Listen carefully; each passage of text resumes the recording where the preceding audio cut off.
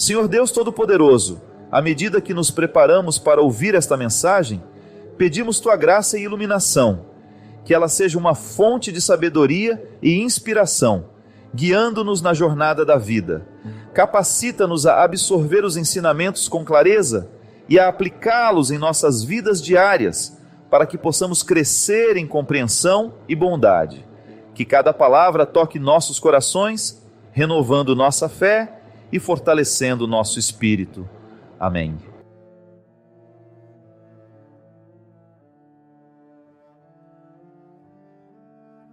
Padre Fábio, se Deus é onipresente, Ele é dono do bem e do mal? Querida, o fato de ser Deus onipresente não tem nada a ver com a origem do mal. Porque onipresente é aquele que está em todos os lugares, né? A onipresença de Deus. Então Deus está aqui, Deus está aí com você, Ele está presente em todos os lugares. A questão da origem do mal é uma questão teológica muito discutida. Nós temos uma reflexão muito bonita, a teologia cristã, católica, tem uma reflexão muito bonita a respeito do mal, da origem do mal. Mas o mais importante em tudo isso, porque eu sei que o que mais nos incomoda é isso, né? É pensar, se Deus é bom, como é que coisas ruins podem acontecer? Quem é que faz acontecer tudo isso de ruim? Nós temos uma explicação interessante, que é a origem do pecado, né? O pecado como porta que abriu para que o mal pudesse ter poder sobre nós. Aí você tem toda a metáfora do paraíso que foi perdido, da maçã que foi comida, da expulsão de Adão e Eva, daquele espaço que Deus havia colocado para que eles pudessem viver em harmonia. Nós temos esta parábola, né, como um indício de que o mal surgiu justamente no momento em que nós quebramos a aliança com Deus.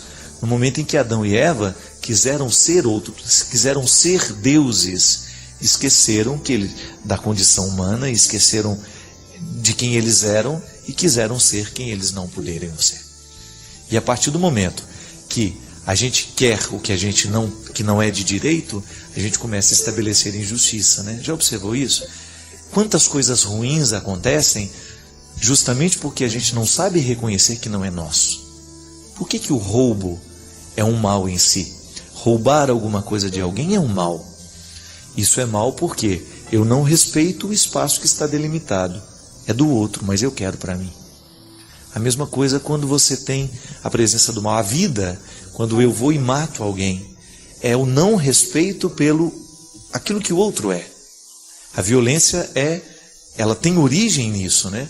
Agora, o que me faz ser mal? É a minha adesão a esse projeto, né? É muito perigoso a gente julgar todas as culpas no diabo, né? É o diabo que quer isso, é o diabo que faz acontecer.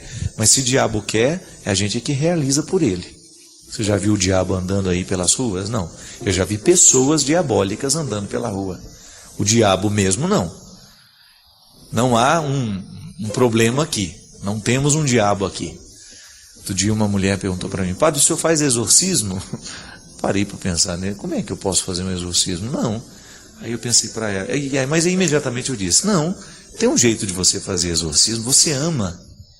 Cada vez que você ama, minha amiga, o diabo não tem vez com você. O diabo não suporta uma pessoa que ama. O diabo não poderá fazer absolutamente nada dentro da vida de uma pessoa que busca a bondade, o bem, a parceria com a verdade. O diabo começa a ter vez e voz na nossa vida quando a gente abre as portas para ele sentar, para ele tomar um café na nossa casa, para ele tomar um whiskyzinho com a gente, aí pronto. Você vai abrindo as possibilidades. Vem cá fumar uma maconhinha, e o diabo senta e fuma maconha. Vamos cheirar uma cocaína. Não, é o contrário, né? Sou eu que estou aderindo àquilo que é processo de quebra dentro de mim. Essa semana eu estive lá em Itapemirim, eu me encontrei com um rapaz, acho que é Paulo o nome dele. Durante o show eu vi que ele estava todo quietinho assim, mas eu já tinha visto ele assim, porque ele estava muito próximo. E lá no final do show ele já estava em cima do negócio lá, acenando e cantando. E aí ele pediu, eu entendi que ele queria falar comigo. E aí ele foi lá no camarim me dar um abraço. E ele disse para mim assim: padre, eu estou na luta para me libertar das drogas. E aí eu o abracei e disse para ele: meu amigo, libertar-se das drogas é o mesmo que você voltar a se amar. Porque a droga não é outra coisa senão um desamor, né? Eu vou julgar para dentro de mim uma toxina que vai me fazer mal. Eu vou julgar para dentro de mim uma substância que vai me entorpecer, que vai me tirar a consciência das coisas, que vai me afastar das pessoas que eu amo, que vai tirar a paz das pessoas que eu amo, que é tão triste. O drogado não vê o sofrimento que ele causa. A mãe que não dorme, né? Que enquanto não vê o filho chegando em casa, por pior que ele esteja, ela gosta de vê-lo chegar, né? De qualquer jeito. Não dorme porque fica pensando, oh, meu Deus, onde meu filho está agora? Então, cortar com as drogas é você restabelecer os vínculos de amor que você tem. Quando você fala, eu vou parar de fumar essa maconha, eu vou parar de me dopar, eu vou parar de beber, sobretudo, porque o pior de todos os vícios para mim é o socializado, né? Aquele que a gente faz na frente de todo mundo. O álcool é terrível, né? E toda vez que uma pessoa decide parar de beber, ela não está decidindo por ela sozinha. É também por causa das pessoas que ela está fazendo sofrer, que ela está destruindo. É tão bonito você ver, né? Uma pessoa reagir pelo amor que ela tem aos outros. Então isso é uma coisa bonita de ver. Agora, o mal ele entra dentro do contexto da nossa vida a partir das nossas escolhas. Eu vou escolhendo o mal. Ele existe, ele é concreto, ele é real, mas ele só tenta seduzir. Sou eu que vou aderir e vou representá-lo na minha vida. Por isso que é muito mais que saber a origem dele, né? Descobrir um jeito de neutralizar. Eu não sei como é que o mal surgiu no mundo, eu não tenho essa resposta. Eu tenho a sugestão que a teologia, que a parábola me dá, mas eu não tenho resposta pronta para isso. Então o que eu faço? Se eu não sei como o mal entrou no mundo, eu posso evitar que ele entre em mim. Isso sim é direito e é possível. Só quem já leu os livros do Padre Fábio de Mello sabe o quanto eles são transformadores, nos fazem refletir e mudam a nossa forma de enxergar a vida. Se você ainda não leu, não perca essa grande chance. Saiba mais clicando nos links da descrição. Padre Fábio, o que nós podemos fazer quando o medo nos impede de cumprir o que Deus quer de nós? O medo é uma reação natural diante de tudo aquilo que costuma ser uma novidade na nossa vida, né? Claro, o medo é uma reação natural a diversas situações da vida. O medo ele é natural em nós porque ele nos aponta para aquilo que é um limite. Então, porque eu sou limitado, eu tenho medo. Tenho medo de queimar meu dedo, então eu sou limitado. Eu não posso colocar a minha mão no fogo, eu sei disso. É um limite que eu tenho, um limite da minha pele, um limite da minha condição física. Agora, quando esse medo do fogo começa a impedir que eu tenha uma relação saudável com tudo aquilo que vai ter fogo, por exemplo, eu vou estar perto de uma fogueira, mas eu não preciso me julgar nela. É o controle que nós podemos fazer do medo que a gente sente, que é sempre uma experiência de racionalizar. O fogo está ali, eu sei que ele é perigoso para mim, mas eu começo a administrar então a relação que eu tenho com ele. Tudo na vida é assim. Quando eu começo a administrar os medos que eu sinto, eu começo então a superá-los. Eu não posso permitir que o medo se transforme numa força opressora que retira a qualidade da minha vida. Nós muitas vezes seremos tentados a viver o medo da novidade, tudo aquilo que será novo na nossa vida, as mudanças que a gente vai enfrentar. Quem não sente medo, por exemplo, quando vai ter que mudar de trabalho, a gente não sabe se vai dar certo, quem vai se casar, que vai enfrentar um novo estilo de vida, sempre vai passar pela experiência do medo, porque a novidade, a gente vai sair de uma região cômoda, de uma realidade que a gente já está acostumado com ela, e a gente vai se deslocar para um território novo, e é natural que isso seja, que a gente tenha medo disso. Não é natural é que o medo prevaleça, né? Por isso que a gente precisa ter sempre o cuidado de administrar as realidades novas, sempre buscando essa coragem que minimiza o poder do medo. Quando a gente sente que nós estamos tendo medo demais e a gente está perdendo oportunidades por causa do medo que a gente sente, a gente perde oportunidade preciosa. Outro dia eu até encontrei uma moça, né, que estava me fazendo uma partilha.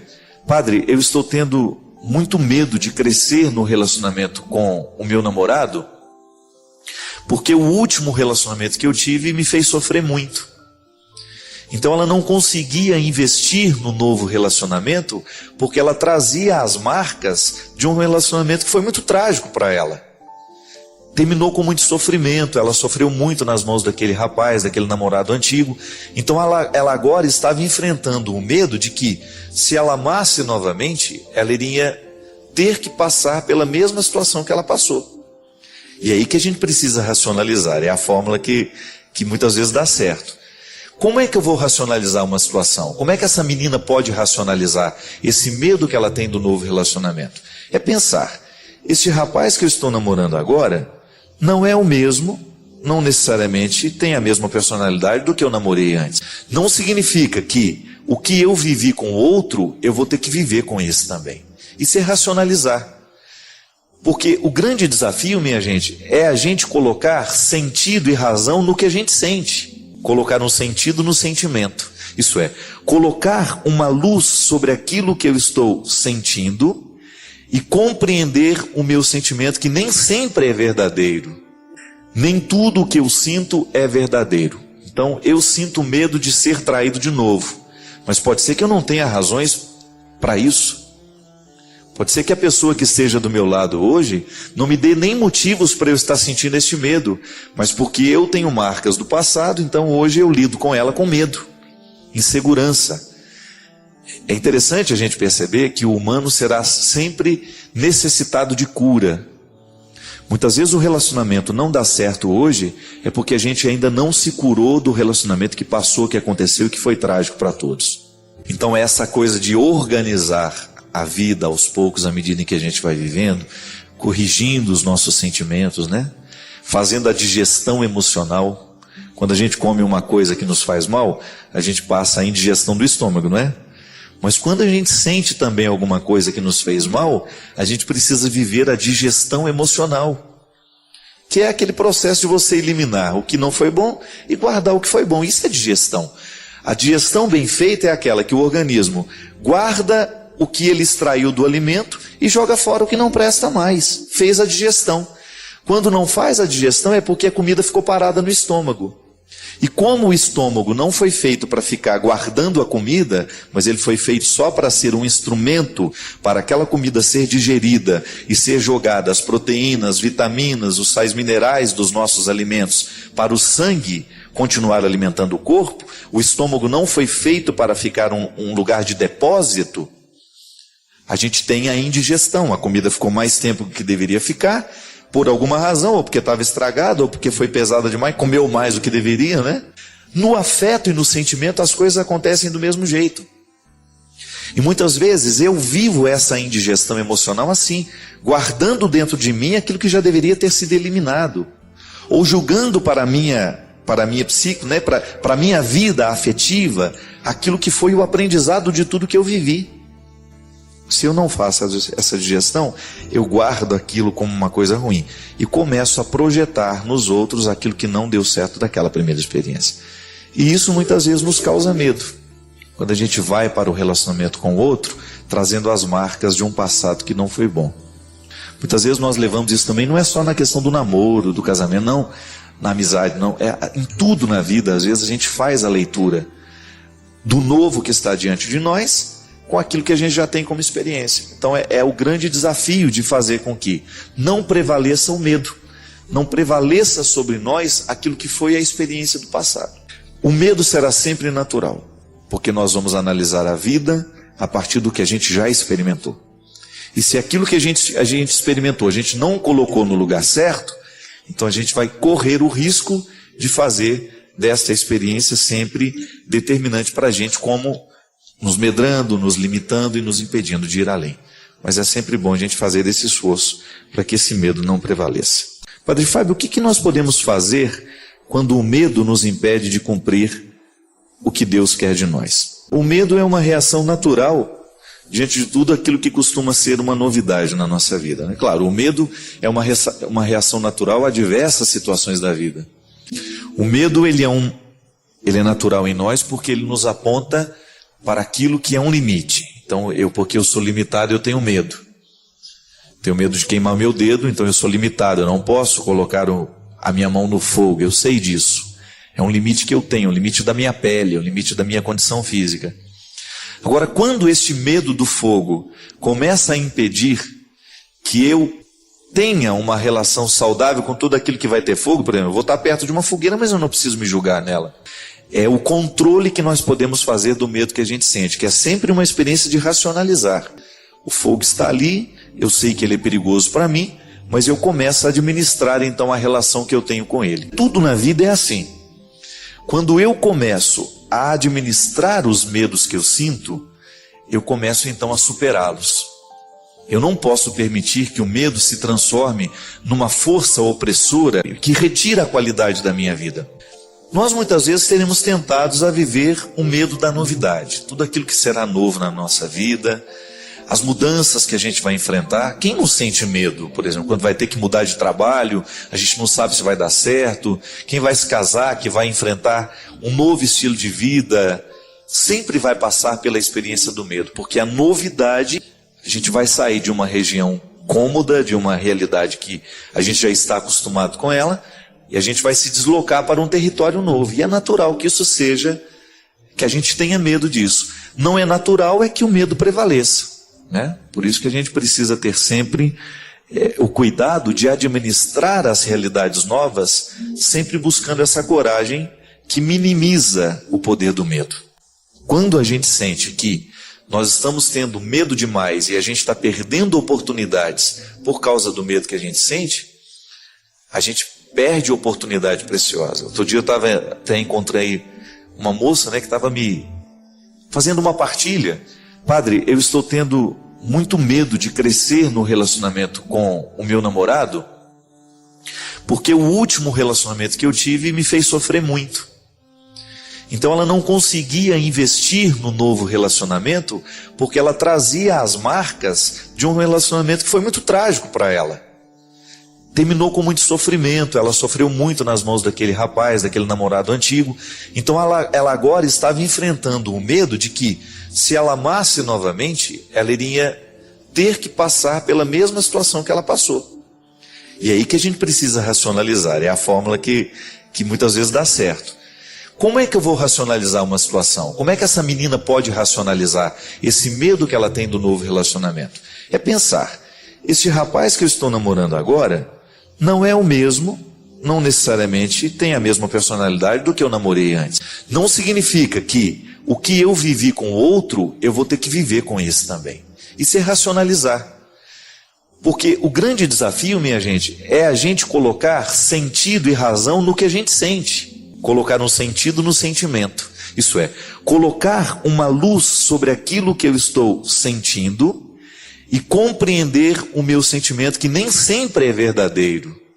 Nem tudo o que eu sinto é verdadeiro. Então eu sinto medo de ser traído de novo. Mas pode ser que eu não tenha razões para isso. Pode ser que a pessoa que esteja do meu lado hoje não me dê nem motivos para eu estar sentindo este medo, mas porque eu tenho marcas do passado, então hoje eu lido com ela com medo, insegurança. É interessante a gente perceber que o humano será sempre necessitado de cura. Muitas vezes o relacionamento não dá certo hoje, é porque a gente ainda não se curou do relacionamento que passou, que aconteceu e que foi trágico para todos. Então essa coisa de organizar a vida aos poucos, à medida em que a gente vai vivendo, corrigindo os nossos sentimentos, né? Fazendo a digestão emocional. Quando a gente come uma coisa que nos faz mal, a gente passa a indigestão do estômago, não é?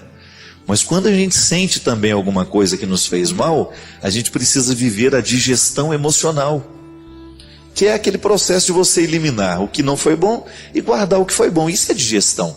A digestão bem feita é aquela que o organismo guarda o que ele extraiu do alimento e joga fora o que não presta mais. Fez a digestão. Quando não faz a digestão é porque a comida ficou parada no estômago. E como o estômago não foi feito para ficar guardando a comida, mas ele foi feito só para ser um instrumento para aquela comida ser digerida e ser jogada as proteínas, vitaminas, os sais minerais dos nossos alimentos para o sangue continuar alimentando o corpo, o estômago não foi feito para ficar um lugar de depósito. A gente tem a indigestão, a comida ficou mais tempo do que deveria ficar, por alguma razão, ou porque estava estragada, ou porque foi pesada demais, comeu mais do que deveria, né? No afeto e no sentimento as coisas acontecem do mesmo jeito.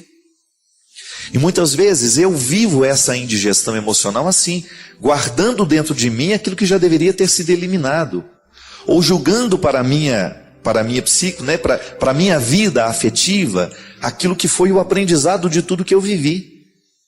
Se eu não faço essa digestão, eu guardo aquilo como uma coisa ruim e começo a projetar nos outros aquilo que não deu certo daquela primeira experiência. E isso muitas vezes nos causa medo. Quando a gente vai para o relacionamento com o outro, trazendo as marcas de um passado que não foi bom.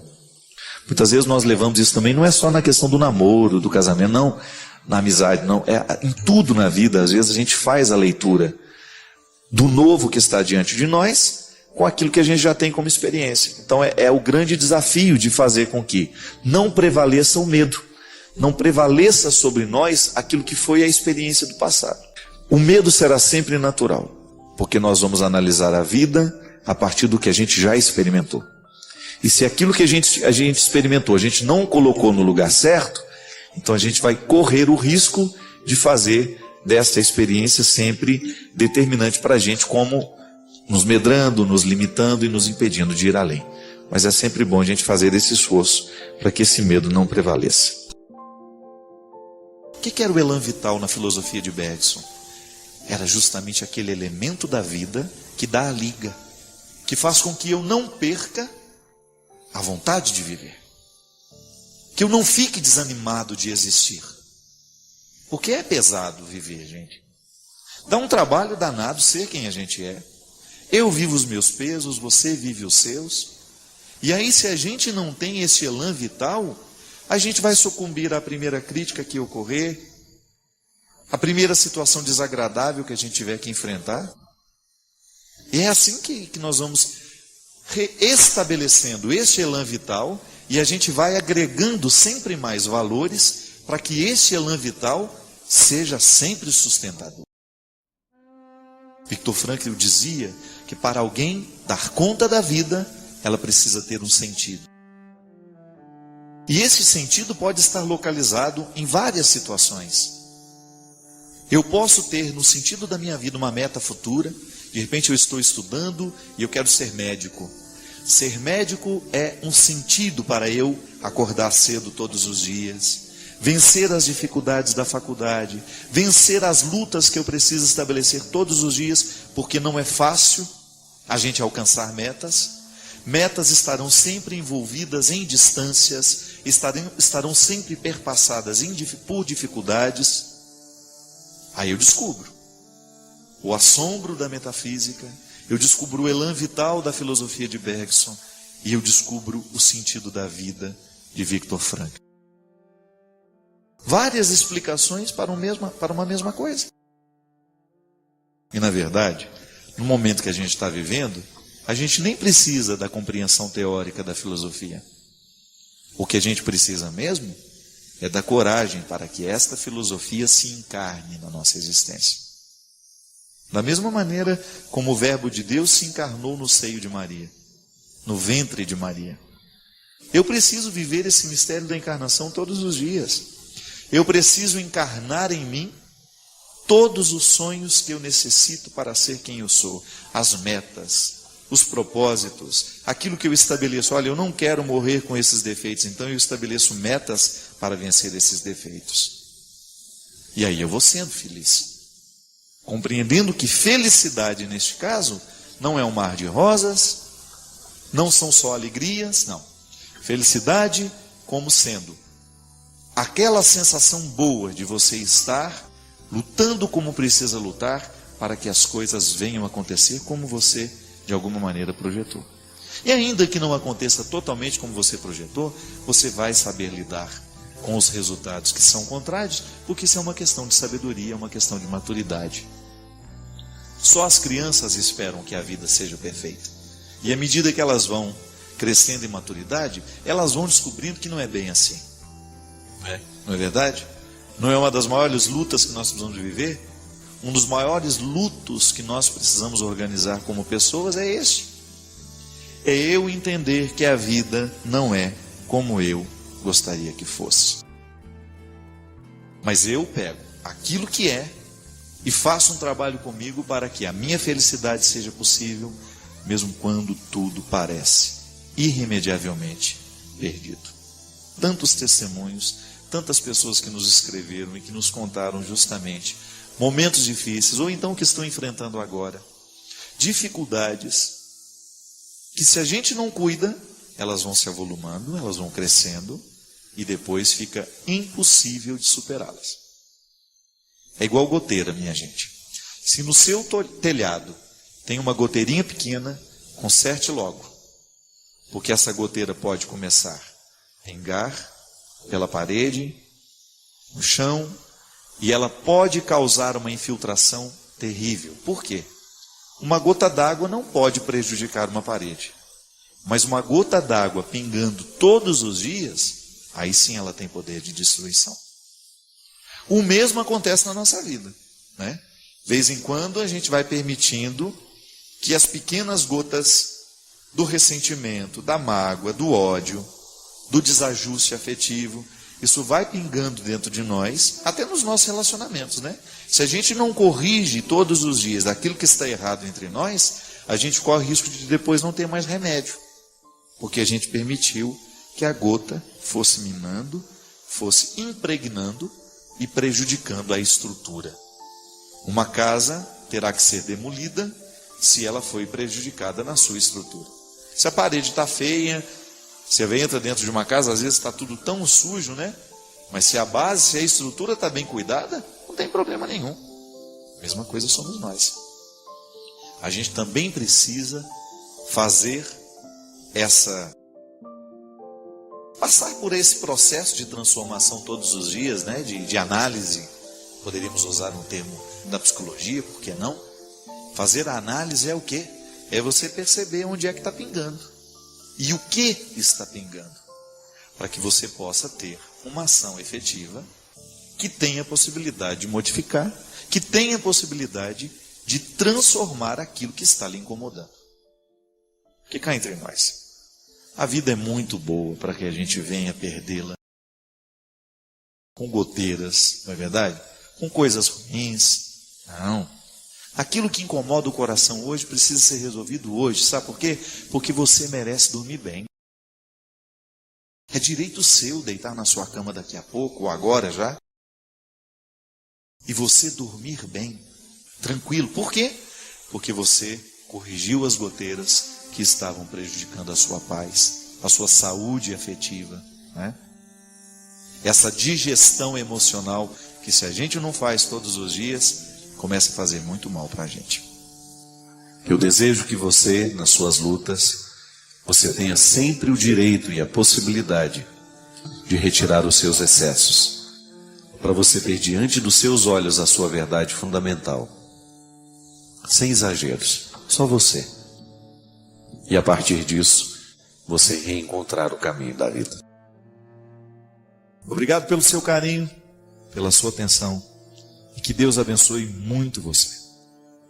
Que Deus derrame sobre o seu coração, sobre a sua casa, sobre a sua vida, a disposição que caracterizou o coração de Nossa Senhora, para que, exemplo dela, a gente também possa ser um cristão de verdade, levando sempre Jesus no colo, para apresentá-lo àqueles que ainda não o conhecem. Derrame sobre nós a bênção do Deus Todo-Poderoso, Pai, Filho e Espírito Santo. Por mais que a vida seja difícil, ninguém está fora da possibilidade de ser feliz. Apesar de todos os problemas que tem, de todos os limites que precisa enfrentar, faz parte da nossa condição humana. Ninguém tem vida perfeita. Gente, quando nós começamos a compreender a felicidade como um projeto possível, quando a gente deixa de idealizar essa felicidade, eu vou ser feliz quando isso for assim, quando fulano de tal, quando meu marido for perfeito, quando a minha esposa for perfeita, não vai nunca. As pessoas não serão perfeitas. Agora você pode buscar uma harmonia interior que vai lhe dar condições de lidar um pouco melhor com a imperfeição do outro e até, minha gente, lidar com ela de maneira mais responsável. Porque às vezes nós fazemos a manutenção do erro do outro. Às vezes somos nós os responsáveis pela não mudança do outro. Muitas vezes sou eu o responsável por aquilo que não é transformado no outro. Minha gente, toda vez que Jesus nos coloca diante de uma realidade que precisa ser transformada, o primeiro a ser beneficiado somos nós. Porque às vezes a gente fica interpretando, né? Que Deus egoísta é esse, que fica querendo que eu seja como Ele quer que eu seja. Não é não. É que a consciência de Deus sobre o que eu posso ser é muito mais iluminada do que a minha. E o seu querer para mim é que eu esgote essas possibilidades ao máximo. Eu preciso elevar a categoria máxima as minhas possibilidades. Porque Deus sabe que eu posso. Ele sabe quais são os meus talentos, Ele sabe quais são as minhas possibilidades, as minhas aptidões. Mas eu posso correr o risco de morrer sem ter descoberto. Porque não cravei as unhas na matéria-prima da minha realidade. Não cravei as unhas para poder arrancar todos os excessos que tantas vezes me afastam daquilo que eu posso ser. E muitas vezes me limito a ser um ser amargurado, mais ou menos, derrubado. Porque não faço o enfrentamento para eu ser quem eu posso ser. Nós somos a luta, nós somos a estrada. Eu vou me transformando, eu vou agregando na minha experiência tudo aquilo que eu vou recolhendo pela estrada. É isso que vai me tornando mais feliz, minha gente. E eu gosto particularmente de usar muito mais o termo realizado do que feliz. Eu preciso me realizar como pessoa. Eu acho que a palavra realização, ela inspira um pouco mais do que felicidade. Eu ser um homem realizado, mesmo tendo problemas, estou no lugar certo, fazendo a coisa certa. Por isso vou dormir bem. Por isso vou estar satisfeito com as lutas que eu preciso enfrentar. Porque dificuldade todo mundo tem. Não é no seu trabalho que tem dificuldade, mas não. Você pode até no primeiro momento se iludir achando que você tem mais problemas do que eu.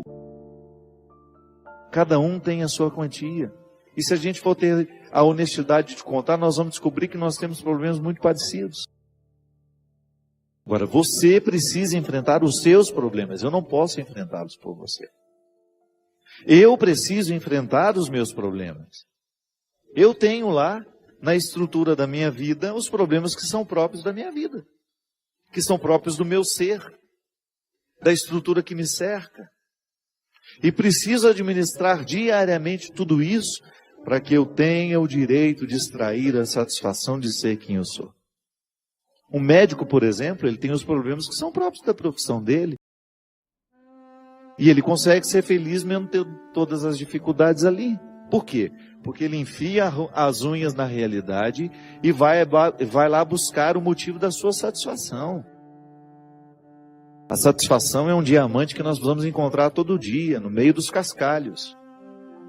Porque se você resolve prestar atenção naquilo que deu errado, você vai se distrair com os cascalhos e você nunca vai chegar ao diamante da realidade. Quantas coisas dão errada todo dia? Se você escolhe ficar nelas, você vai ficando aborrecido com o tempo, amargurado. Se você não é capaz de ver o lado bom da vida, você vai ficar sempre lá, aquela pessoa cabisbaixa, desinteressada e desinteressante também. Que é muito ruim a gente ficar próximo de uma pessoa assim, que não encontra motivos para a sua alegria, que fica sempre pedindo o diamante do outro que não encontrou o seu. Não é justo com o outro, não é justo com você. Você tem o dom de garimpar esse diamante em você. Não queira recolher o diamante que o outro alcançou. É seu, é sua luta. E outra, você pode até se iludir, o diamante que ele alcançou vai me trazer alegria. Não traz, não. O diamante da realidade só tem brilho aos olhos de quem o de fato produziu. Quem de fato o produziu. Eu preciso produzir na estrutura da minha realidade, um diamante por dia. Porque é com esse diamante na mão que eu encerro o dia. É com ele que eu enfrento a noite. E é com ele que eu recebo o dia de amanhã. Só que amanhã, ele não serve mais. O diamante de hoje brilhou hoje. O diamante de hoje me enriqueceu hoje. Amanhã eu tenho que começar a luta toda de novo. Porque ele não sobrevive à luz do dia amanhã. Serviu para hoje. Amanhã a realidade será outra. Os problemas serão outros, as alegrias serão outras, os desafios serão outros. E eu preciso lá enfiar a unha nessa realidade e extrair o diamante do dia. Não é assim que você precisa fazer lá no seu trabalho todos os dias? Se você insistir em ficar com a cara amanhecida, não vai conseguir nada. Se você chegar no seu trabalho amanhã, do mesmo jeito que chegou hoje, não espere muito de você. Você tem de renovar antes de sair de casa esses motivos. Se nós não renovamos esse diamante diariamente, ele vai perdendo o brilho, aí nós vamos ficando com aquela pedra morta na mão. Desanimados, sem vida, sem alegria. E isso vai gerando em mim, minha gente, um desconforto existencial, e eu deixo de buscar a pedra todos os dias. É por isso, por mais pecaminosa que seja a estrutura onde nós estamos, o desafio é pessoal. Eu tenho que buscar a pedra, o diamante que está no meio de tantos cascalhos, porque senão a minha vida vai perdendo sentido. A minha vida vai perdendo o brilho, vai perdendo o viço. Se na sua casa, se você não fizer a sua busca por ser o melhor filho, o esposo fiel, a esposa fiel, o irmão, isso vai perdendo com o tempo. E daqui a pouco você não acredita mais na sua experiência. Quando você deixa de acreditar naquilo que você pode alcançar de você mesmo, você está decretando a sua sentença de morte. Quando você se deixa levar por aquilo que é mais mesquinho em você, você decreta a sua sentença de morte. E não basta estar no meio dos outros. É preciso estar com os outros. Mas a gente só pode estar com os outros quando a gente conseguiu harmonizar no mais íntimo do nosso coração a nossa identidade, a nossa luta pessoal, o nosso autoconhecimento, esse crivo onde nada escapa ao questionamento da consciência. Será que eu estou sendo negligente? Será que eu estou deixando de buscar essa pedra preciosa? Será que eu estou insistindo em guardar aquilo que eu já alcancei de mim? Será que eu não estou ousando ir além? Como o velho boiadeiro levando a boiada, tocando os dias pela longa estrada. É assim que Deus nos quer, minha gente. Vida perfeita não temos, mas a gente pode ser um bom garimpeiro.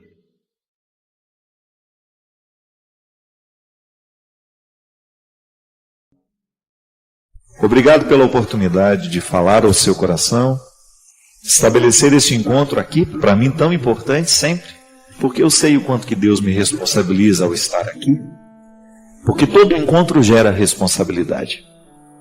E justamente porque sei que a grande missão que Deus me deu é comunicar o seu amor.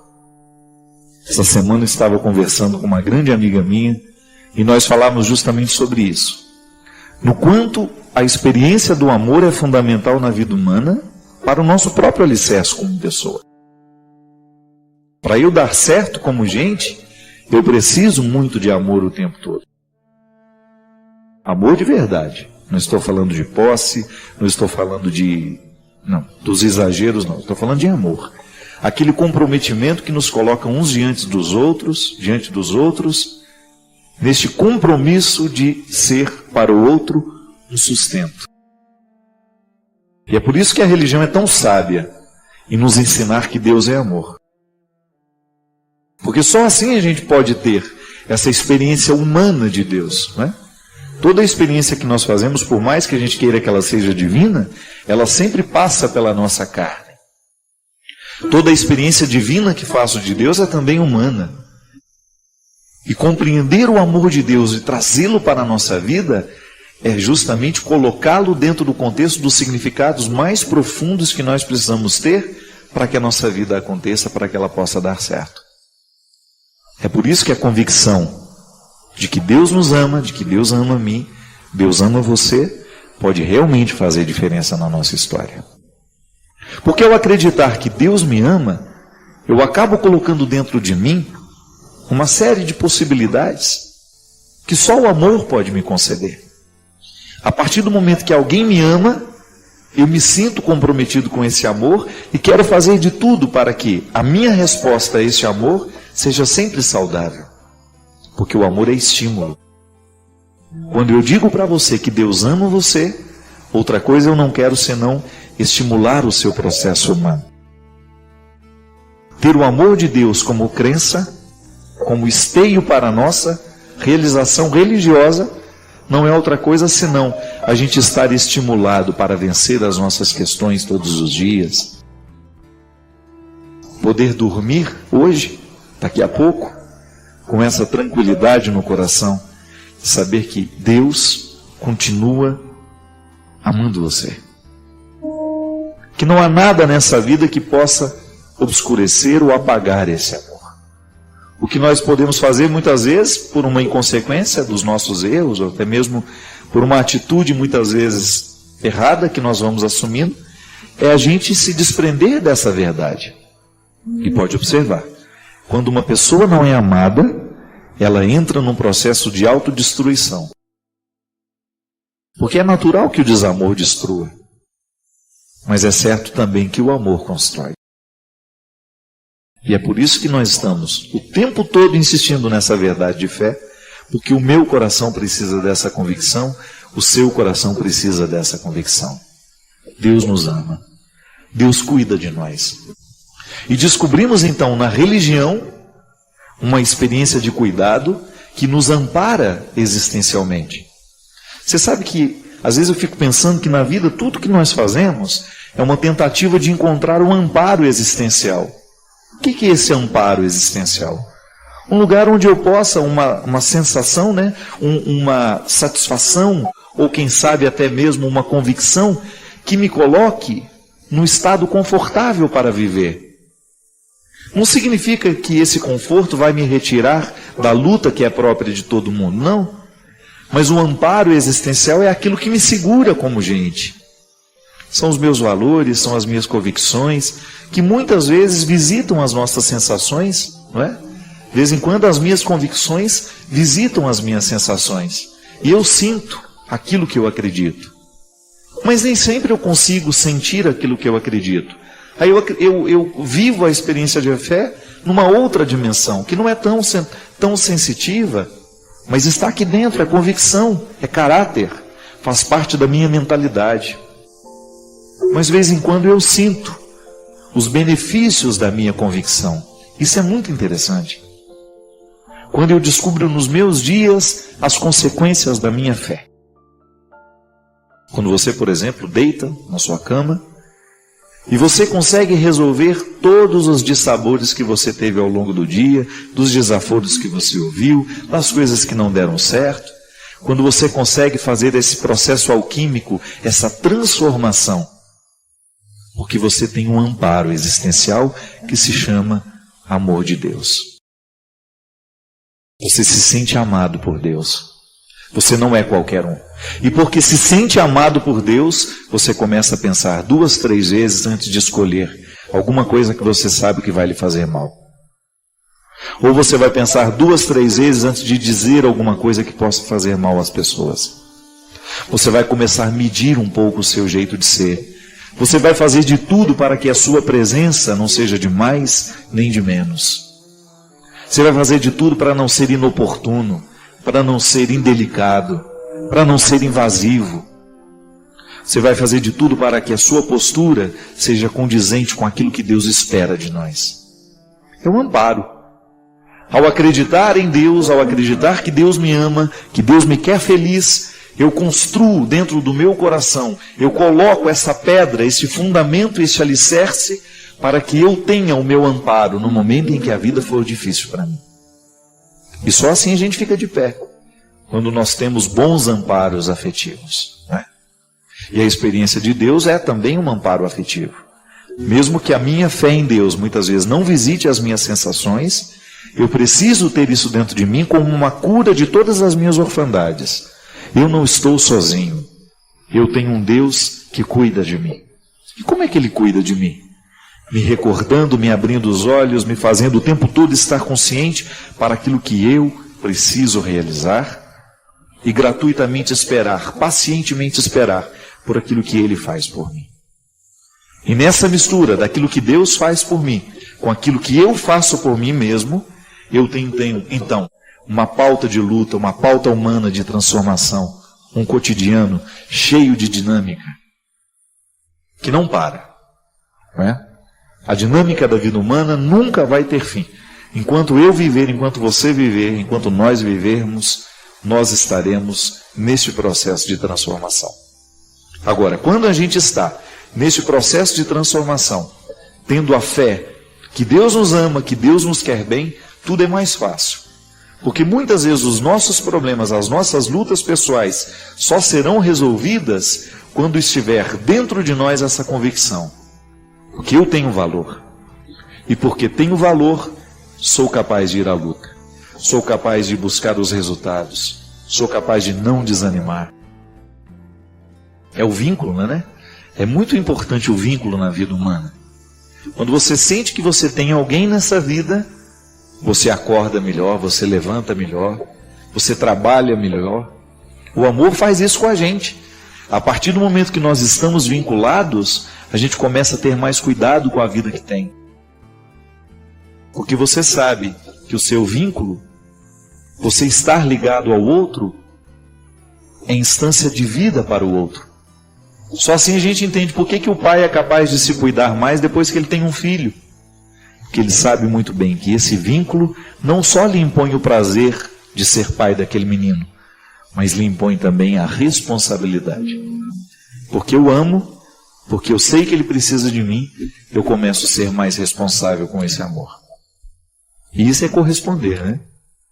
Eu vou cuidar um pouco mais da minha vida, eu vou cuidar um pouco mais do meu coração, porque eu agora tenho vínculos. E eu quero oferecer a minha melhor parte àqueles a quem eu estou vinculado. Uma relação respeitável, de amizade. Amizade não no sentido de ficar convivendo, não, viu? É de ser amistoso. Porque, para nós cristãos, nós não temos o direito de tratar o outro com a mesma moeda. A regra de Italião não serve para nós, dente por dente, olho por olho. Essa não serve para nós. Podemos ficar magoadinhos porque o outro nos disse coisas mentirosas, então tá bom, é só você colocar esse filtro, o que ele disse sobre mim não corresponde à verdade. Não quero isso para mim. Ou então se o outro disse uma coisa que corresponde à verdade e te magoou, você encara isso como uma oportunidade que você teve de ouvir a verdade. Mas não fique magoado por isso. Encaminhe-se. Porque se a gente não encaminha a mágoa, ela vai nutrindo, ela vai crescendo, ela vai nutrindo outros sentimentos desfavoráveis demais a nós. Por que a gente não rumina o que é bom? Por que a gente não rumina essa palavra que coloca coisas boas na nossa mente e ao invés disso a gente fica ruminando a palavra ruim que a gente escutou ao longo do dia? Você mesmo. Quantas vezes você foi deitar e não conseguiu parar de ruminar aquela palavra infeliz que alguém lhe disse no seu ambiente de trabalho? Pode ser que esteja acontecendo hoje. Você esteja extremamente chateado com uma palavra maldosa que você ouviu, ou com uma coisa ruim que você ficou sabendo que alguém fez contra você. Você leva isso para a cama e não consegue nem dormir direito porque fica ruminando isso. Aquela palavra maldita vai e volta, e não sai, provocando uma doença mental em nós, porque toda vez que nós estamos preocupados que a gente não consegue dormir, porque o ódio está nos habitando, nós estamos adoecendo a nossa mente. Que é preciso curar o pensamento para que depois você tenha modificado o sentimento. Sim, o perdão é uma decisão racional. Você precisa elencar para você quais são os benefícios disso que você está fazendo. Porque antes de atingir o outro, o perdão é um benefício que você se aplica. É um direito que você exerce de fazer uma faxina na sua mente, no seu coração, para colocar aquela pessoa no lugar certo. Se amais somente aquele que vos amam, que valor tem nisso? Que valor tem a gente amar somente as pessoas que nos amam? Que valor tem a gente tratar bem somente as pessoas que nos tratam bem? Sabe, minha gente, de vez em quando eu fico pensando que o cristianismo perde o seu brilho cada vez que um cristão desiste de fazer o bem. Agora, se você quiser viver o desafio de ser um cristão nos dias de hoje, você terá que aprender a fazer essa faxina da mente, a faxina do coração. Terá de aprender a dar passos na direção daquele que te ofende. Terá que oferecer a ele uma palavra muito diferente daquela que ele costuma lhe oferecer. Terá que ter a mansidão no coração. Porque só os mansos, Jesus já dizia numa outra ocasião, alcançarão o reino. E a experiência com esse Deus misericordioso vai lhe fecundar cada vez mais, para que você tenha condições de experimentar esse amor de Deus e levá-lo a tantas outras pessoas que estão necessitadas dele. Nós falamos muito de amor nos dias de hoje, mas falar de misericórdia é diferente. Falar de misericórdia é falar do comprometimento, de um amor que opera, que transforma, que realiza, que não é teórico. De um amor que entra na nossa história, que entra na nossa vida, que provoca atitudes, que cura feridas, que lava mágoas, que proporciona a reconciliação.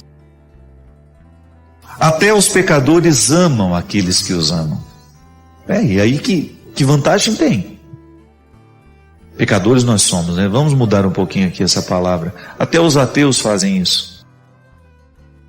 Eles não estão comprometidos com essa palavra. Eu e você estamos. A não ser que você não queira ser cristão mais. Aí você tem o direito de fechar essa Bíblia e nunca mais tocar no assunto. O que nos falta para a gente ter coragem de perdoar? Quais são os caminhos que nós precisamos dar na direção desse perdão efetivo? Começar a pensar os motivos da mágoa e identificar que eles são muito inconsistentes. Às vezes eles não têm nenhum sustento. Eles são bobos, eles são mentirosos, mas a gente resolveu guardar como se eles tivessem fundamentos. Não tem. E se tem algum fundamento, aí você começa a ter uma capacidade de reconhecer que aquilo que ele lhe disse não foi tão mentiroso assim. E que se tinha alguma correspondência a alguma verdade, encare como uma correção. Eu faço questão de colocar esse trecho do Evangelho de Lucas, por ser ele um estatuto bastante difícil de ser compreendido. Porque pode parecer um prejuízo, pode parecer que nós estejamos abrindo mão do bom senso, pode ser que a gente esteja ficando bobo ao fazer isso, mas não. Na verdade, esse avesso, ele nos proporciona uma maturidade espiritual, uma maturidade afetiva, que vai nos beneficiar demais depois que ela for alcançada. Porque você vai esperar menos do outro. As nossas decepções, elas acontecem, não é porque o outro nos ofereceu muito pouco, é porque nós esperamos muito dele. Os nossos erros são aí, muitas vezes estão aí, O outro ofereceu aquilo que ele podia, mas nós esperávamos tanto, tanto, tanto. Projetamos tanto, imaginamos tanto o outro, que quando ele foi ele de verdade, não nos bastou. É tão interessante quando nós descobrimos que ter autoridade sobre si é uma forma muito, mas muito interessante de transformar o mundo. Lidere-se, tenha autoridade sobre os seus sentimentos, expulse do seu coração as mágoas que não lhe edificam e faça crescer os sentimentos nobres. Você vai ver que vai ficar muito mais natural amar e ser amado.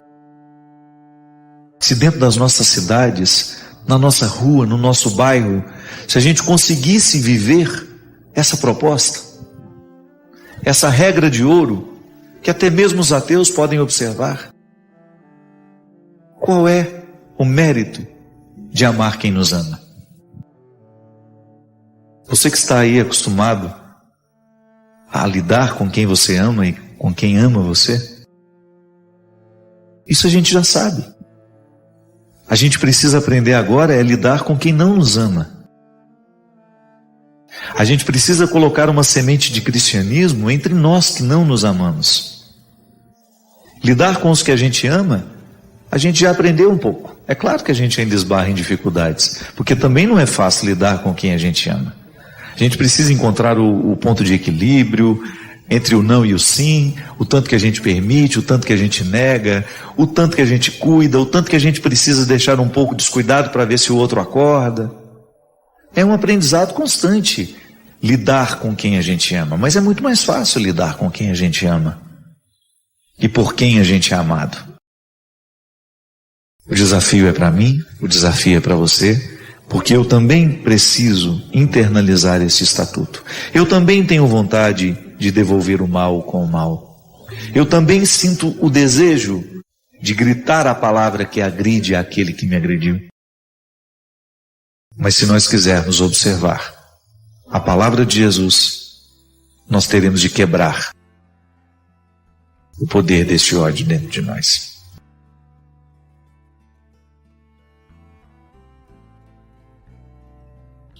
Eu sei que às vezes você precisa ouvir isso.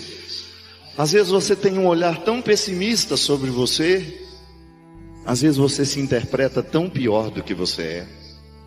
Às vezes você mede a sua vida, o valor da sua vida, com a régua dos outros, com os que te traíram. Às vezes você mede a régua do seu valor com a régua de quem nunca te amou. Às vezes você mede o seu valor com a régua de quem nunca teve respeito por você. Meça o seu valor com a régua que Deus tem, que é sempre de amor e de misericórdia. Não tem jeito, a vida não vai parar para você sofrer. A vida não vai pedir licença para você poder sofrer. Mas acredite, quando você tem a força de Deus em você, nada poderá abatê-la. Por isso esteja sempre no seu lugar, consciente do valor que você tem e do Deus que a habita.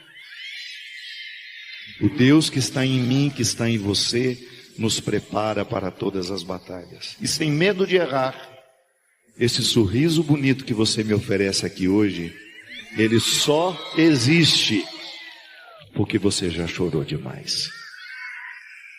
Se tiver que perdoar alguém, perdoe hoje. Se tiver que amar alguém, ame agora. Se tiver que declarar o amor, deveria ter sido ontem. Porque a vida é trem-bala, parceiro. Quando a gente menos imagina, está na hora de partir. Porque essa vida é curta demais. Não perca com ódios, com rancores, com mágoas. Sabe por que às vezes a gente tem dificuldade de acreditar no amor de Deus? Porque você nem sempre se ama o suficiente. E quando eu não me amo, quando você não se ama, não adianta o outro dizer que ama a gente. É uma luta difícil você tentar ou amar uma pessoa que não se ama.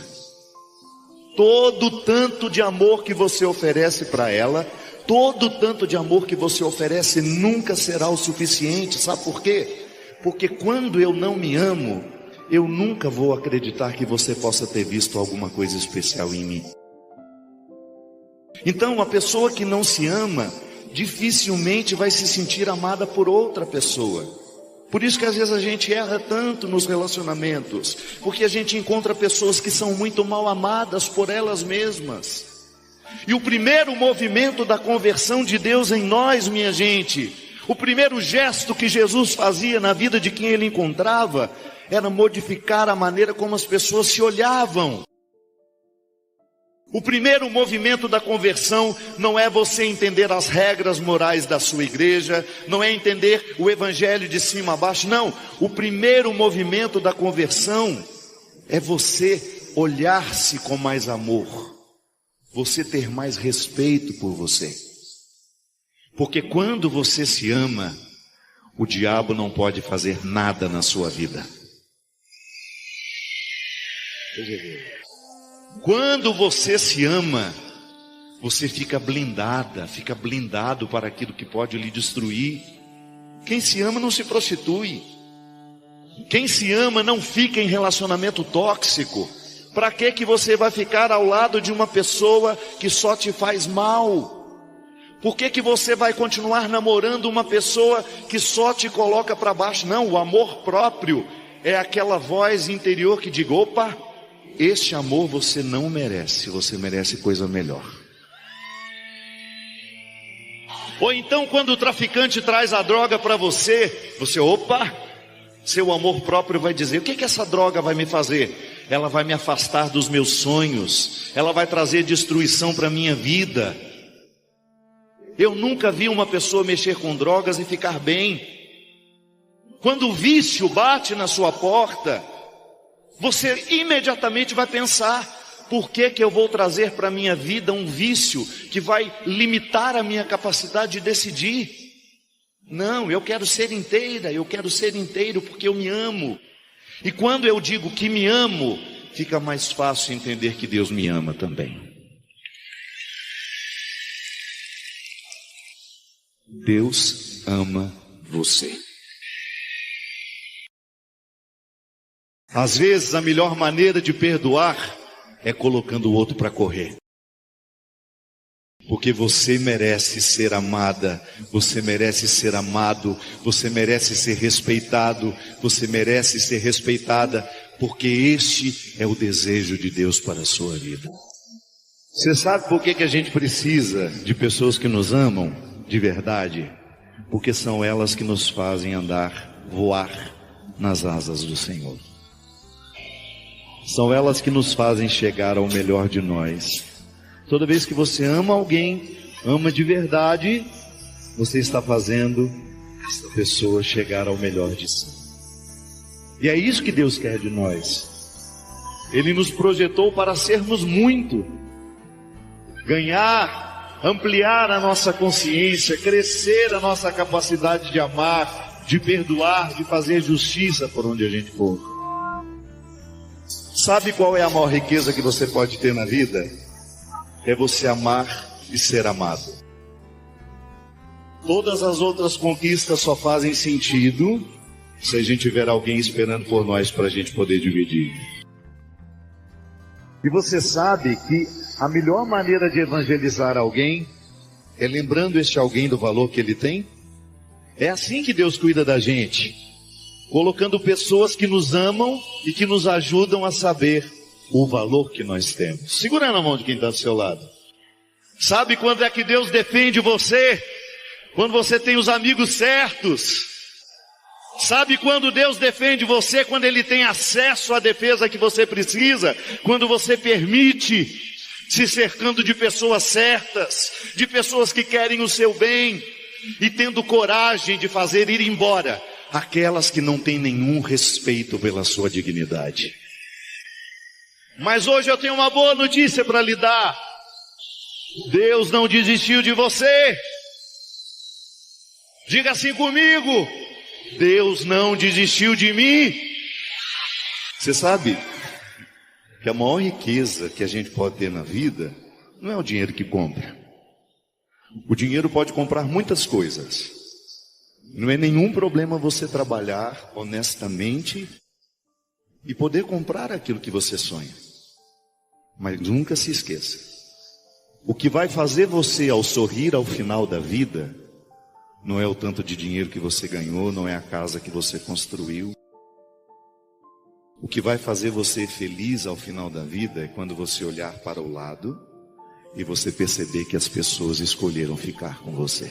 Porque a minha capacidade de amar é muito mais importante do que minha conta bancária. A minha capacidade de amar, inclusive, vai me ajudar a entender aquilo que o dinheiro me dá. Se eu não amo, se eu não sou capaz de dividir o que sou e o que tenho, eu posso ter a conta bancária mais linda do mundo, eu não serei uma pessoa bonita. O que deixa a gente bonito é o tanto que a gente ama. É isso que você vive aí, ó. Quando você olha para o lado e você descobre que o metro quadrado mais caro do mundo não está em Paris, não está em Nova York, não está em João Pessoa. O metro quadrado mais caro do mundo é aquele que coloca você ao lado das pessoas que você ama. Porque quando você ama, você trabalha para conquistar o que o dinheiro pode lhe dar.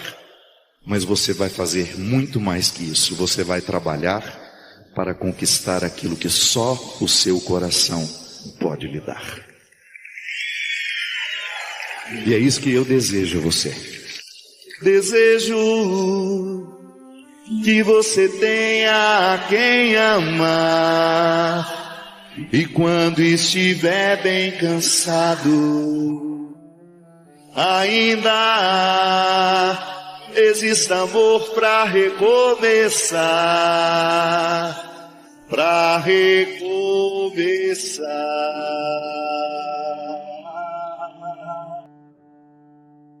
Porque quando você aprende a amar, você descobre o significado do amor de Deus na sua vida, que é capaz de trocar reinos por causa de você. Vou pedir um milagre a Deus hoje? Eu vou pedir. Eu sei que você precisa de muitos, eu também. Mas eu tenho certeza que existe um milagre que quando ele se realiza na nossa vida, as outras coisas começam a melhorar. Então hoje eu vou pedir a Deus um milagre de você voltar a se amar. Você vai pedir a Deus hoje a graça de você voltar a se amar, para você curar as suas feridas, para você abandonar os seus vícios. Porque quando você se ama, você abandona os vícios. Quando você se ama, você exige o respeito do outro. Quem quiser entrar na sua vida, que retire as sandálias dos pés, porque o seu território é santo. Olha para o céu comigo e diz assim: Senhor Jesus, olha por mim. O Senhor sabe e me conhece. Quantas vezes eu me desrespeitei, permitindo o desrespeito dos outros. Quantas vezes eu não me amei, acolhendo o não amor do outro. Quantas vezes eu não me amei, quando me viciei naquilo que me destrói. Mas hoje, Senhor, eu quero colocar o meu coração nas suas mãos. Cuida de mim, Senhor. Não deixe que eu me perca. Inunde-me com o seu amor, com a sua misericórdia, porque eu sei que sou uma gracinha. Se a gente for pensar quanto tempo a gente precisa chorar para produzir um sorriso verdadeiro. Às vezes nossa atenção fica muito nas consequências e nos resultados das coisas. Dizem que tudo na vida é causa e efeito. Geralmente nós nos ocupamos dos efeitos da vida. Mas e as causas? Aquelas realidades primeiras que geralmente os nossos olhos não alcançam num primeiro olhar. Causas são um pouco mais profundas que efeitos. Pessoas interessantes geralmente são aquelas que se ocupam das causas. O senso comum, a maioria das pessoas, se ocupa dos efeitos. Mesmo porque as pessoas que transformam a sociedade são aquelas que pensam as causas, são aquelas que trabalham nas causas, são aquelas que são capazes de atuar diretamente nas causas, e por isso que elas mudam a vida. Dizem, é uma lenda bonita, a história contava que estavam dois pescadores na beira de um rio, quando de repente passou uma criança nas águas, afogando ali. Um dos pescadores imediatamente se lançou no rio para salvar aquela criança que estava sendo afogada.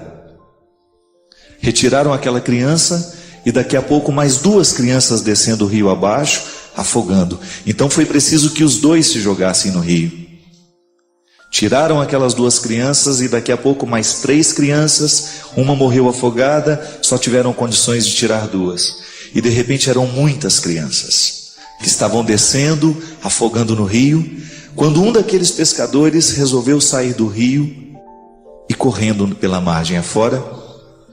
E indignado, o outro perguntou: peraí, justamente agora em que eu preciso de você, você não vem me ajudar a retirar as crianças que estão afogando do rio? Ele disse: não, eu vou em cima para descobrir quem é que está julgando as crianças. Veja bem, qual é o efeito? As crianças que afogam. Qual é a causa? Alguém que joga as crianças no rio. Se a gente cuida somente dos efeitos, é possível que a gente não consiga resolver tudo. Mas se a gente busca aquela sabedoria de chegar nas causas, a gente resolve todos os efeitos. Quantas vezes na vida nós sofremos porque nós estamos nos efeitos da dor? A gente ainda não conseguiu chegar na causa. A gente não buscou a raiz. Eu ando devagar porque eu já andei depressa demais. E hoje trago este sorriso porque eu já chorei demais também. Você que já passou pela dura experiência de sofrer com profundidade e descobriu a causa deste sofrimento, você soube preparar bem o seu sorriso. Eu acho interessante isso. A possibilidade de nós olharmos na vida o contexto das causas, não somente o contexto dos efeitos. Quando a gente observa somente o contexto dos efeitos, nós corremos o risco de ser injustos com as pessoas. Uma pessoa é muito mais que um efeito que eu posso observar. Ela é a mistura de causas que às vezes eu desconheço, mas que pela força do conhecimento, da aproximação, eu posso chegar. Você sabe muito bem disso. Quantas vezes na vida você foi observada, você foi olhada como um efeito e só? Ninguém não estava nem um pouco preocupado com as causas da sua vida, com aquilo que lhe gerava como pessoa. Você foi olhada apenas como um efeito. E efeitos são transitórios, são passageiros, eles mudam. Causas são realidades mais fecundas. O que me fascina em Jesus é a sua capacidade de descobrir as causas, de não só se ocupar dos efeitos. Jesus não estava nem um pouquinho preocupado com os defeitos aparentes, com os efeitos aparentes das pessoas. Jesus estava preocupado era com a causa, com aquilo que ele tinha de mais profundo ali naquele coração diante dele. E por isso todas as pessoas que eram olhadas por Jesus recebiam dele esta coragem de se desafiar, esta coragem de saírem de si, de saírem dessas causas aparentes, desses efeitos aparentes e chegar à raiz das causas.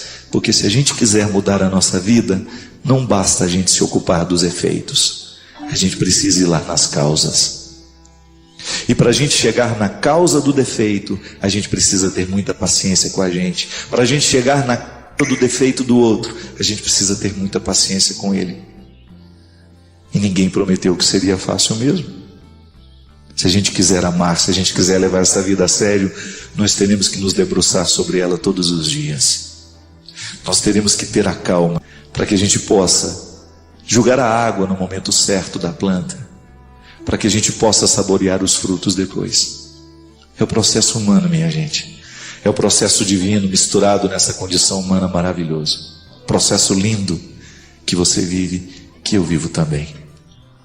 Quem sabe hoje Deus vai nos dar a graça de que você, através do que vai ser falado aqui, entre no universo das suas causas e não somente a partir dos seus efeitos. Pode ser que você esteja lutando muito com você e nada esteja dando certo, justamente por causa disso, você está lutando somente com seus efeitos. Não. Busque o que há de mais profundo em você.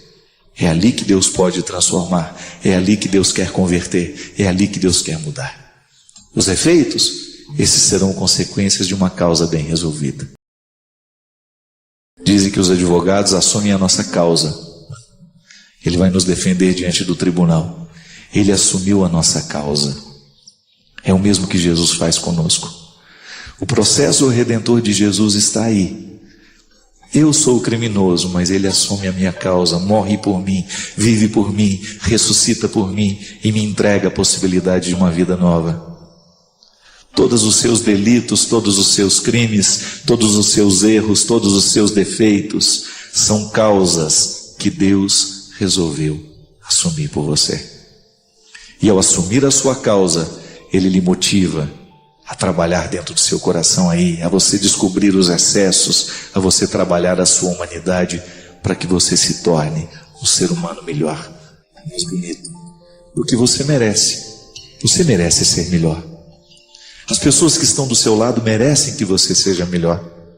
E é a partir dessa mística que nós vamos descobrindo as nossas causas e, consequentemente, melhorando os nossos efeitos.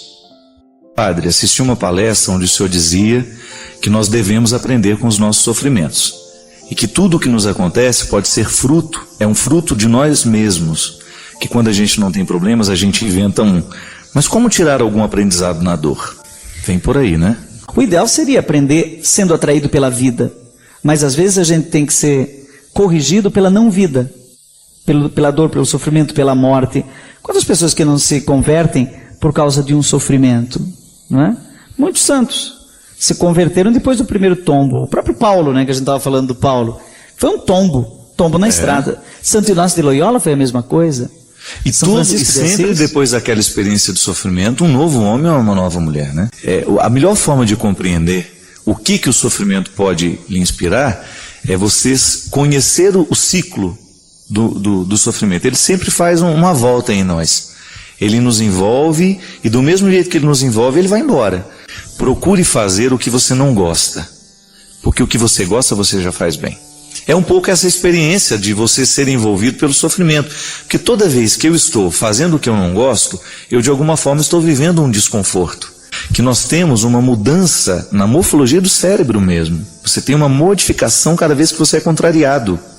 Cada vez que você apreende uma nova modalidade da vida, o seu cérebro é modificado. Isso é muito interessante. Rogério, toda vez que nós estamos vivendo esse ciclo do sofrimento, a gente precisa descobrir o que ele me sugere, porque eu não posso vivê-lo de uma forma infértil. Se eu estou sofrendo, eu preciso, então, dar sentido ao que me envolve, a esse desconforto. Quando a gente faz o que a gente não gosta e a gente sofre o que está fazendo, a gente aprende e a gente quebra uma série de preconceitos. Ô Fábio, mas deixa eu te fazer uma pergunta também, então, já que estamos aqui dois apresentadores, né? Ninguém gosta de sofrer, né? No seu livro você diz um negócio assim: quando o sofrimento bate a sua porta, é melhor abrir. Melhor abrir. Mas você me surpreendeu nessa frase, porque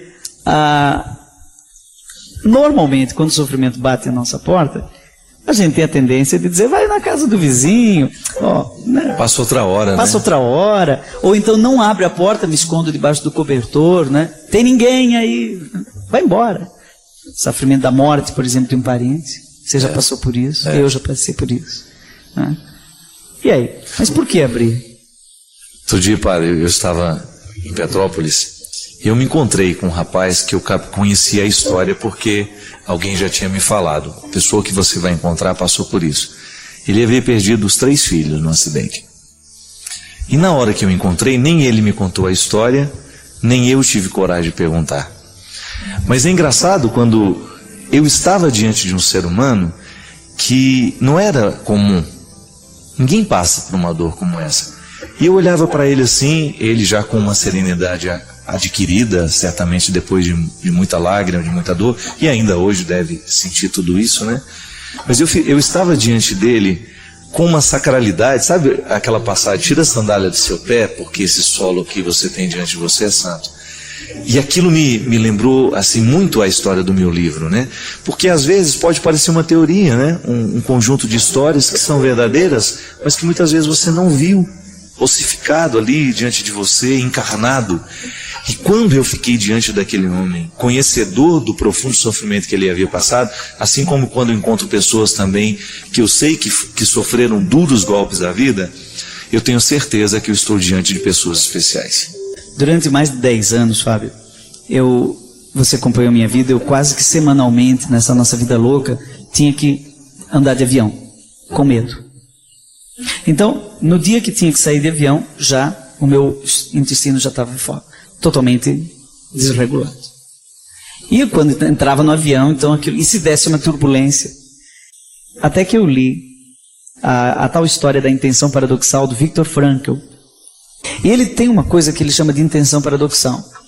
Ele diz o seguinte, que quando você quer o que você não quer, você consegue desejar o que não é desejável, o efeito negativo daquilo desaparece. Como é que ele descobriu isso? Ele descobriu isso no campo de concentração, na Segunda Guerra Mundial. Ele era prisioneiro, porque ele era judeu. Então ele estava lá, e ele descobriu que não eram os mais saudáveis que viviam mais, mas aqueles que conseguiam atribuir sentido à vida. A própria escravidão que vivia. A própria escravidão, ao sofrimento, não é? Então aqueles que aceitavam o absurdo, que conseguiam se entregar, acabavam vivendo mais e melhor. E então velhinhos doentes viviam mais do que jovens fortes, né? E a gente vê isso hoje em dia também. Pessoas idosas, com muito bom humor, que aceitam a vida como ela é vivem muito mais, né? E às vezes doentes, administrando suas doenças, vivem mais. Então o que acontece? Se você aceita o sofrimento, se você abre a porta, você desarma o sofrimento. Tira o poder que ele tem de nos destruir. Por isso que estou lançando um disco novo, que tem uma canção que chama Entrega para Jesus. Eu sempre, como teólogo, sempre achei isso muito complicado. Quando eu vou num hospital dizer para a pessoa, olha, entrega para Jesus. Hoje eu entendo que a oração de entrega, né, de colocar tudo nas mãos de Deus, é uma oração profundamente psicológica. Que a pessoa quer o que não quer e aquilo tudo começa a fazer sentido. Agora eu vou dar um exemplo que você vai entender. O que é a intenção paradoxal? Quando a gente quer lembrar o nome de alguém e não lembra, quanto mais você quiser lembrar, menos você consegue lembrar. Agora, se você consegue renunciar ao desejo de lembrar, logo, o nome é esse. Quanto mais você deseja, você se apega àquele desejo, você sabe, Fábio. Quanto mais você quiser o sucesso, menos ele virá. Agora, é só você dizer assim, não quero mais o sucesso, eu quero mais uma casinha branca na varanda, num quintal, uma janela e uma viola para cantar. Mais gente vai te procurar. Agora, peça aplauso que ninguém dá. Então isso chama intenção paradoxal. Acho que por isso tem que abrir a porta mesmo. Sim. Agradeço por compartilhar este momento de reflexão. Deixe seu comentário abaixo e compartilhe suas próprias experiências. Não se esqueça de se inscrever para mais inspiração e convidar outros a fazerem o mesmo.